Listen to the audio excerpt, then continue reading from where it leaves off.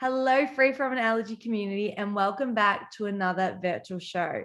But this time, we're actually going to be looking at FODMAPs and IBS.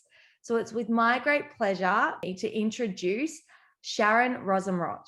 She was a valedictorian at Bonn University, has a Bachelor of Psychology, a Master's of Nutrition, is about to commence her PhD, and is a speaker, mentor, creative problem solver, and author of the FODMAP Friendly Vegan eBook. Her favorite quote is, "You are not what you eat, you are what you absorb." So you might also have seen Sharon on Instagram, and she also is referred to the FODMAP Friendly Vegan. So with warm welcomes, welcome Sharon. Hey. Class. Just What imagine us having an audience. Oh my gosh, what an introduction. I feel like you made me out to be so amazing and you showed me, I'm like, sup.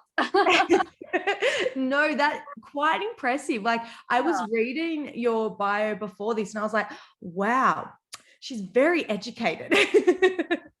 I am a nerd. It's true. I studied. My HEC stat is probably rivaling Australia's GDP at the moment. So yeah, chronic studier for sure. Guilty. I love that. Well, thank you so much for coming. If you don't know, you won't actually. We're actually doing this at 8 o'clock at night because Sharon has an extremely busy job and she's managed to just find some time for our Free From an Allergy community to talk all things FODMAP. So we'll get straight into it because I don't want to keep you held up because I know both of us need our beauty sleep. True. It's true. This doesn't just happen, people. Like, you know. Time. I say with my like 8 p.m. face on. This doesn't happen. Can't tell. You're still flowing. Oh, bless. So I guess my first question for you is, can you share a bit about your journey, how FODMAPs fit into your life, and how you actually balance it with a plant-based diet? Yeah, sure. Well, so growing up as a kid, I was a really sick kid, unfortunately. I spent a lot of my time kind of at doctors and professionals and specialists. And because I've got a bone disease where I'm actually fed some pretty serious hardcore medication, we're talking like hardcore stuff, makes my hair, my regrowth go green. So another side effect that it has is it causes huge digestive issues. And so from a really young age, I was always complaining that I had really, really sore stomach ache, and they'd always put it down to celiac disease. I was diagnosed at like age 13 with celiac disease. And that just became kind of the excuse for GPs to kind of just wave me away with, oh, it's celiac disease, which would make perfect sense if I was eating gluten, but I wasn't. And I was still getting all these symptoms. The weirdest thing was I was actually eating really healthy. Like my family are Latino. Hola to all my Latinos out there. But which means that I don't know if you guys know much about the Latin diet, but I wouldn't say it's overly healthy in that it is, you know, it is very carb heavy and can be quite a bit of red meat, but it's all whole foods. Like it's funny hearing my family when they come over from Argentina and I take them to Coles or Woolworths, they're like, what are we doing in the animal store? Like where's the food store? Because, you know, fresh fruit and veggies and markets, that's what food is to them. On top of that, my dad is uber healthy. Like my dad runs circles around me. He's the fittest human being you've ever met in your life. He could outrun me. And so he was an athlete growing up. He was like a crazy karate and long distance runner master. So at home we ate really, really healthy. And so it was like, where is this coming from? And it wasn't until sort of, about 6 years ago. So both my parents academic, like this nerd thing comes from my family. It's very much inherited. Yeah. So they were always really reluctant, I think, to encourage any sort of extreme eating habits, because I did struggle a lot with food restriction in the past, and so they definitely didn't want to be cutting things out. And so when the low FODMAP diet was released, it was something that was evidence-based, but it just made a lot of sense because I was having a look at all these, so-called healthy foods that I'd always been eating and that were causing issues for me. And I felt guilty. I was like, I shouldn't be getting sick over an apple. Like, that just seems ridiculous. And the more and more that I started exploring the list, particularly the fructose list, because for those who aren't aware, it's very unlikely that you're intolerant to all 5 FODMAP groups. You'd be probably the most unlucky human being in the world. It's not unheard of, but it's just very unlikely. So usually it's 1 or 2 groups. For me personally, it's fructans and fructose. So I just don't do well with those. Every single one on the list, despite being healthy, would trigger me. So I consulted she was a holistic naturopath and GP, so qualified, which just goes to show you that, I don't know, there's a bit of a tension, especially with like Instagrammer, self-proclaimed, medical experts popping up. P.S. If you ever see a dietitian or a nutritionist wearing a lab coat, instantly be wary of that person. I've worn a lab coat once in a chemistry class, and that's about it. So be very, very wary of people who say they're experts. Check out their quals and make sure they're for real. Yeah. But I saw somebody who was qualified GP, but also a naturopath, which just goes to show you that the blend of East meets West medicine can sometimes be the best way to go, because she really, really helped me adopt a very balanced approach to a low FODMAP diet in a way that didn't make me feel like I was missing out, but more importantly, didn't create an unhealthy relationship with food, which is so, so important, particularly when you're dealing with like a young teenage girl client. Like, you've just got to be so careful. It's so true, especially we've had someone in the past speak about like mending your relationship with food, and especially during the Christmas period. And it's so essential, especially when you are restricted on a diet. Oh, for sure. And when food actually makes you feel ill, you start to fear it, not necessarily even because of the body image and weight gain and all that argument. I mean, that's a whole other can of worms, which I'm happy to broach at another time. But you fear it because it makes you sick. No one wants to have something that makes them sick. So yeah, I remember each meal I would go to, or each snack even, I'd get so much anxiety over how it was going to make me feel afterwards. I would time my eating around my life events, which was just super dysfunctional. If I knew I had like a ballet performance, because I dabble with ballet and stuff, I wouldn't eat for ages beforehand, and then I'd be so tired and fatigued prior to my performance because I was just scared. I was scared I was going to feel unwell. Something could trigger. Yeah. So I guess that leads to the next question is, do you still follow a low FODMAP diet? And has your approach to FODMAPs changed over the years? Because with the amount of research that is coming out, and we've actually got a Monash FODMAP representative speaking about the research that is just continually coming. Have you noticed that your approach to it has changed? Oh, for sure. So my least favorite line is when people go, "Oh, Sharon, you're the low FODMAP friendly vegan. That's so funny. I'm FODMAP." What does that mean?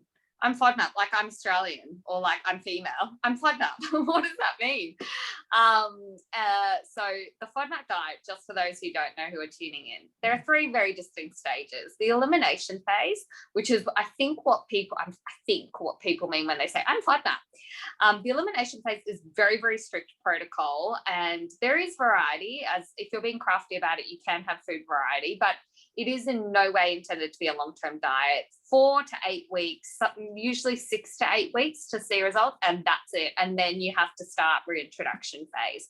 Reintroduction phase is when you start experimenting with foods. You start finding out, remember how I mentioned earlier, it's very unlikely that you'll be allergic to all FODMAPs in all 5 groups. It's usually the case 1 or 2. So that's where you find that out and where you discover. And that's for me where I found out, oh, okay, like for example, I can have chickpeas. I do well with galactose. I do well with oligosaccharides. I just don't do well with fructans. So for me, that was super liberating because I was like, oh my gosh, all these foods that I can have again that I couldn't have on elimination. So now what I follow is something called a modified low FODMAP diet. And I slip up all the time. Half the time it's not my fault. Half the time it's me forcing myself to be social and go out and enjoy friends and family. And that is such an important part of health. Every time we talk about health, we talk about diet, exercise, and people become so stressed and fixated on getting those right that they're actually becoming more unhealthy. Because as we know, stress is associated with so many adverse health consequences. I would much rather someone have a Kit Kat and chill the hell out than somebody be freaking out over how many elements they have to have. So for me now, I follow shall we call it a sometimes accurate modified low FODMAP diet. I love that. And it is and I love how you've just made it like you're human. We all slip up, and that's for sure. okay. And the low FODMAP diet is really, really hard. Like there are hidden FODMAPs in pretty much everything.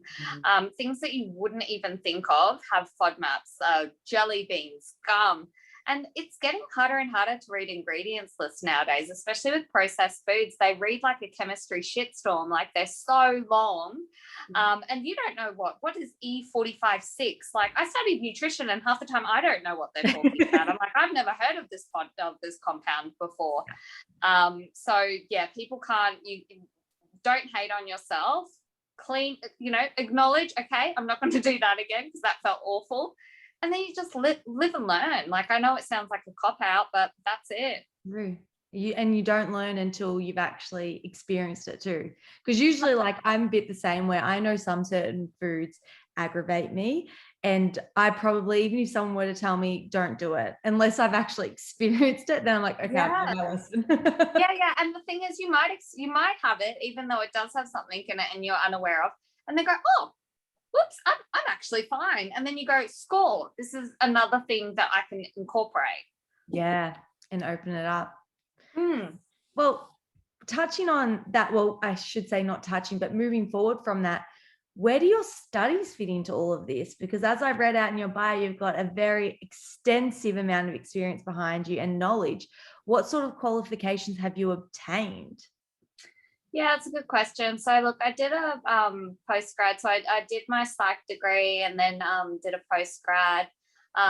My aim was never to be a clinical psych. I always found research to be quite a beautiful thing. And I've always been more fascinated, I think, from the psychology perspective. People fascinate me, the way that we behave, the way that we behave irrationally, the way that we behave in different contexts, the way that we change how we behave over a life, like as we age.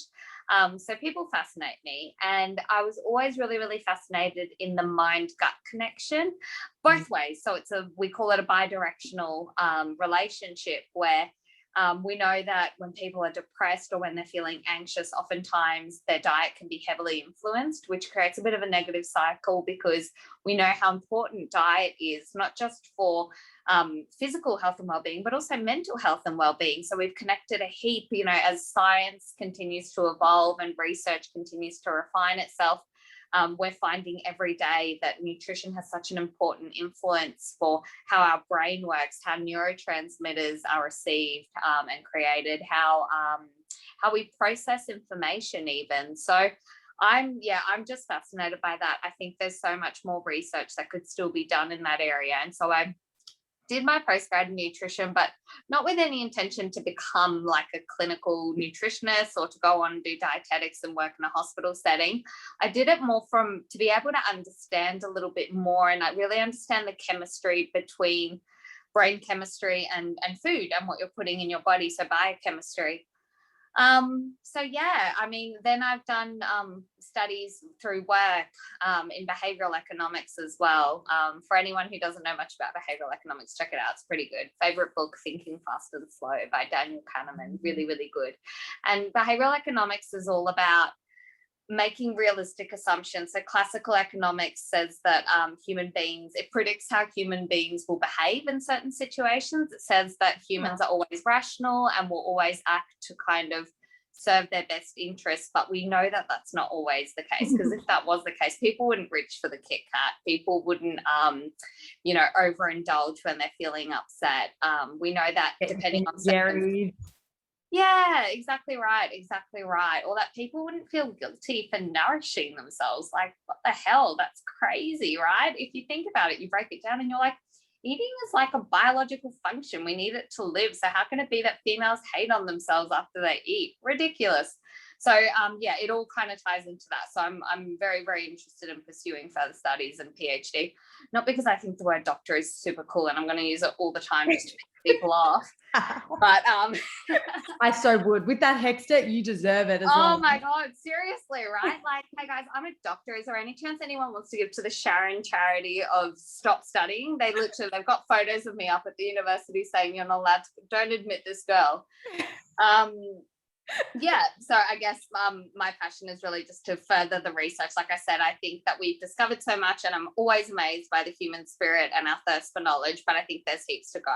There is. And I guess given your studies in psychology, do you find patients who are following a FODMAP diet or any diet for that case find it overwhelming and can ultimately impact their mental state? And I guess we just literally spoke about that. Yeah, to be honest, particularly when they're not working with a qualified professional, there are a lot of quacks out there. And I get that healthcare isn't always the most affordable thing in the world. So I don't, it's all well and good for us to be like, work with a registered dietitian, see them fortnightly. And I get that that's not always accessible to everyone. So if you are in a situation where you are financially strapped and that's not necessarily accessible to you, few things. Firstly, you can go to your GP. Most Australians are eligible for something called like an early intervention. They call it EPC, but basically you go to your GP and they can issue free sessions up to a certain number. It's not a huge amount, but it's at least enough to give you a start. So that's option one. Option two, depending on which group you fit into, you might already have a pre-existing health condition. You might belong to a particular, so I know there are plenty of programs out there for Aboriginal and Torres Strait Islanders, or you might live in a remote community, in which case there's also assistance available. So do your research, I guess, is my overarching message for that one. But also, if you've done your research or you've wasted, you've consumed all your sessions and you still feel like you need more support from qualified people, the Monash University page, the FODMAP page, is scientific, evidence-based. There are researchers. They don't wear lab coats when they're talking to you for no good reason. There is no beaker around. And you can download the Monash app, which is an absolute lifesaver, and they're frequently updating it because, as you said, new foods are being tested every day or even being retested and finding different results. So just make sure that you are consulting with people who are qualified or with resources that come from reputable sources, because what you'll find is that what you can have is much more than what you actually think. But also there are other things to consider, like making sure that you're getting enough nutrients from each food group and really, really trying to limit how restricted your diet becomes. Even though by nature FODMAPs, the low FODMAP diet means low FODMAP. It doesn't mean no FODMAP. So I think the more variety that you have, the more you feel like you can go out and eat. And there's some tips on my webpage, as well as, just Google it on the internet, eating out on the low FODMAP diet. There's people much smarter than I have written so much on the topic. Try to not let it control your life, because food is like this much part of an overall pie. And when it starts to become this, then that's when you get an unhealthy balance. So top tips for that is working with a health professional. As soon as you see that food is becoming too big a chunk of that pie that we spoke about in your life, reach out to somebody for help, because it shouldn't be that way. And also just remember what I said earlier, elimination is maximum 8 weeks, maximum. Like, it is not, don't ever be that person who says I'm FODMAP. I don't know what that means. Stop it. Yeah, I love that. Well, I guess there were some tips in how you can incorporate or follow your low FODMAP diet and still look after your mental health and your mental state. What would be your advice to best support someone who is following a low FODMAP diet or is starting the process? Because I think support definitely plays an important role in this process. Yeah, it's particularly hard for people who have a family, and especially if they've got like young children. You definitely don't want to be restricting a young person's diet, or a ravenous husband who just wants flavor and all the rest of it. So there are definitely ways that you can add flavor to your dishes so they don't taste like cardboard. Rice cakes are like the worst, honestly. It's like a coaster. Who even made them? So my advice would be herbs are going to be your best friend. There is an article that I've written on my website. It's called Adding Flavor on a Low FODMAP Diet. and there's a few hints and tips there about how you can really spice up your dishes. Try to avoid making your own meals. Try to keep your meals similar to what your family's eating, and a good way to do that is to remove your servings before you go adding all those like paprika, onion powder, garlic powder. Just put yourself a little serving aside for yourself that is more plain in nature and that you can add flavors via other means, like, I don't know, herbs, basil, whatever. But as much as possible, try to integrate that. Don't hate yourself if you slip up. And if you do go out because it's, I don't know, your husband's birthday dinner and you go out for dinner and you realize all of a sudden, all you have to do in that situation is have a few days of elimination, a few days, we call it washout days, where you follow an elimination diet just until your symptoms subside. And then you can start with reintroducing or with your modified low FODMAP plan, depending on which stage in the diet you're up to. And I think most importantly, just exercise a little bit of self-awareness when you can see a change in your mood, when other people are telling you, when that pie is getting too big and you find yourself fixating on food too much, then that's probably when it's time to reach out for help. Yeah, definitely. I love that.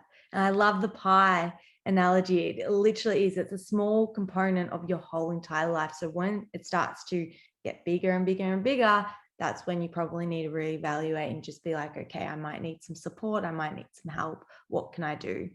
100%. Yeah. My next question for you, you're actually not the author of one FODMAP vegan book, but actually 2 FODMAP vegan ebooks, which have won many awards. How did you come up with the recipes? And I guess, where did you get your inspiration from? Honestly, plagiarism. So there are so many wonderful food blogs and Instagrammers out there who are always making stuff that just looks so drool worthy. And then I would go to their recipe list and be like, kind of that, kind of that, kind of that. That makes me feel ill, kind of that. Man, like everything that looks wonderful contains at least a handful of ingredients that will send me straight to the loo. So what do? So I started experimenting, honestly, trial and error. And so with the books, you're seeing my highlights reel. You're not seeing, I once made, my poor friends and family, they're such guinea pigs for me. It's the worst. Honestly, like all the proceeds should be going to them because they've definitely been through a lot. So in my head, this is my creative process. I thought to myself, I use pumpkin a lot in my sweet dishes. Yeah. And I use sweet potato a lot in my sweet dishes. And I even sometimes use carrot a lot in my sweet dishes. And I was like, parsnip's a root vegetable and it's quite sweet. Like, yeah, I'll give parsnip a go. I tried to make parsnip fudge in a very similar way that I make a chocolate fudge where I add a bit of sweet potato. It just acts as like an egg binder. Parsnip, doesn't matter if you blend it, grind it, whatever you want to do with it, it's stringy. Yeah. And the strings reform after you've done what, even if you blended it to the cows come home, the strings, so you see my poor friend bite into it and these like tentacles are coming out of his mouth. And I'm like, is it delicious? And he's like, well, he's like, look, it actually tastes really good because, yeah, of course it does. The parsnip was sweet and it had like maple syrup and some other yummy things in there. But he's like, not sure the texture is quite there. And he's got these like tentacles falling out of his mouth. So experimentation, and sometimes it works and sometimes it doesn't. You do get clever. You do start to learn which foods behave in certain ways when mixed with other ingredients. And so in your head, you start to go, okay, they use cream, I'll use coconut cream, or I'll use tofu. You start to look, okay, they've used a lot of avocado. I can't use quite that much avocado, but perhaps I can substitute it with something else. And so you start getting better, but still not, definitely still not perfect.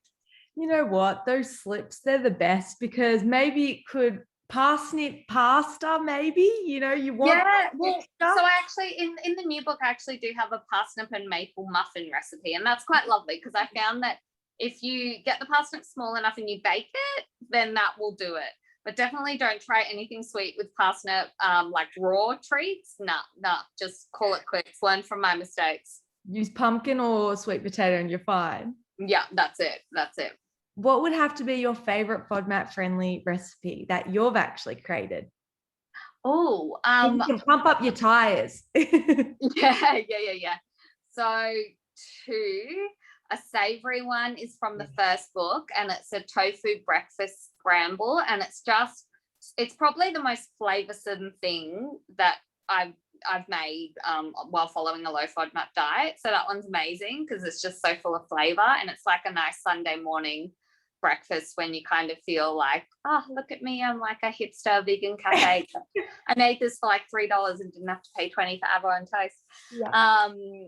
And then sweet is probably in the new book. I've got a really nice tiramisu recipe, which is funny because I'm actually not a coffee drinker. I scull tea by the gallons, but this one's really, really lovely. Like the coffee's not overpowering, and it's got some ingredients, some sneaky ingredients that you wouldn't think in there that just bring it all together really nicely. So probably those two. How long did that one take you to recreate? Did you have like a few different trials? That one was actually not too bad, mainly because I'd already had a few ideas floating around my head, because it's like a combination of a few different recipes. So I already had like a coffee mousse recipe that I'd tried before, and that worked quite nicely. So I kind of cheated with that one. I combined a few things I'd already done. I say utilizing what you already had.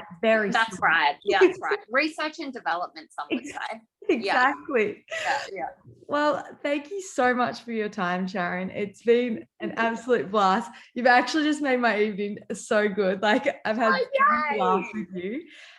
Where can people find you? I know I have stalked your Instagram crazily and looked at all your recipes, saved a lot of them. What a way to end the podcast, promoting stalking. I love this. Yeah. I'm all for it. Especially when they go onto your feed and they actually see the recipes, because I find that some people are like, oh, they just want us to get the cookbook. I'm like, no. You need to go view what it's like yourself, because the food just sees. No, guys. So before you get my cookbook, I would actually, and this is why I make such a fantastic businesswoman, because I urge people away from purchasing my products. But before you get my ebook, if you don't already, use your money to get the low FODMAP app, because that is going to save your life moving forward. Once you've got the app, come next payday, then if you want to go for my ebooks, go ahead. There's two. There's the FODMAP Friendly Vegan. That one is designed for reintroduction phase. So by that stage, people are already on a modified low FODMAP plan. So there are some moderate to high FODMAP ingredients in there. The quantities are very, very small. It's not designed to, I wouldn't call it a normal vegan recipe ebook. It is still very much with a low FODMAP flavor. But that is the FODMAP Friendly Vegan ebook. And then the newest one that was only released like a month ago or so. It's very new. It's very new, and it actually came from feedback from people going, I love your recipe book, but I'm still in the elimination phase, except not in that whiny voice like I just did. It was a legitimate concern. People were going, look, I want to be able to make these yummy recipes that you post on your site, but some of them I can't. I'm not quite there yet. I'm still, week 3. And I was kind of like, oh, but that's harder, guys. Like, why are you making my work harder? I was being sneaky. I was trying to get the cheats way out, and you guys didn't let me. You caught me. So this one is actually safe for those on the elimination diet. So it's starting a low FODMAP vegan diet.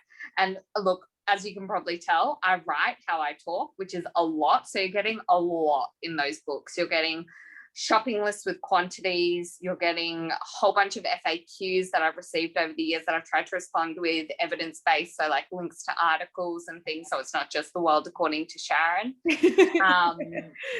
Heaps of recipes from all courses, because I don't know if you guys agree, but like really shits me when I buy a recipe vegan ebook and it's all just sweets, like lovely, but also girl gotta eat like breakfast, lunch, dinner. I don't just live off raw vegan sweets. So I made sure that I included, to be honest, just how normal humans eat, like drinks, mains, snacks, and of course sweets, because life.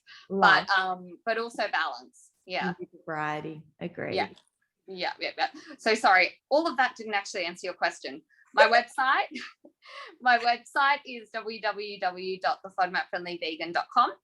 Just Google the FODMAP Friendly Vegan. I think it's the first one that comes up. Otherwise, I'll be very unhappy. And on Instagram, my reel is the FODMAP Friendly Vegan. And I've also got a Facebook page for anyone who's not on Insta.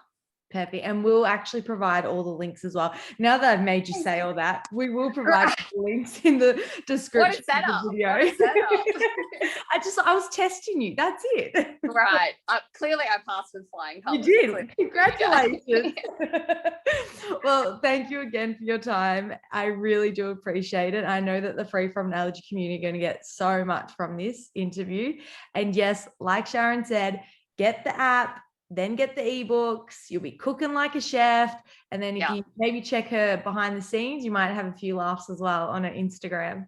Yeah. And thank you so much to you and the team as well. I've had a look at some of the podcasts. I'm really impressed with the quality of the speakers. Lol, doesn't that sound arrogant? Present company excluded from that awful statement that just made me look like a giant douche. But I'm really honestly, I'm impressed with the quality of the speakers. You guys are quite selective about who you choose. It's not just, hi, I'm Stephanie and I'm enthusiastic about food. It's actually people who know what they're talking about, which is so important. So yeah, I mean, my podcast has just been verbal diarrhea for half an hour, but go check out the others as well, because you've got some awesome stuff on your site. Thank you so much. Yeah, we really wanted to make sure we incorporate it, because we're the same as you. Like, we want to provide that evidence and the research. That's why we've got Monash on board, because it's a serious topic, and a lot of people, there's so many misleading information. Links, it can be confusing and overwhelming. Absolutely, guys. It's the only scientifically validated diet to treat IBS. And all of that basically means make sure you know that who you're working with knows what they're talking about. Exactly. Yeah. Well, thank you so much, Sharon. Have a good evening. You can now go to bed, rest, beauty sleep, all of it. Do it all again tomorrow. All again tomorrow. Thank you so much. It's been an absolute pleasure. Thank you. Bye.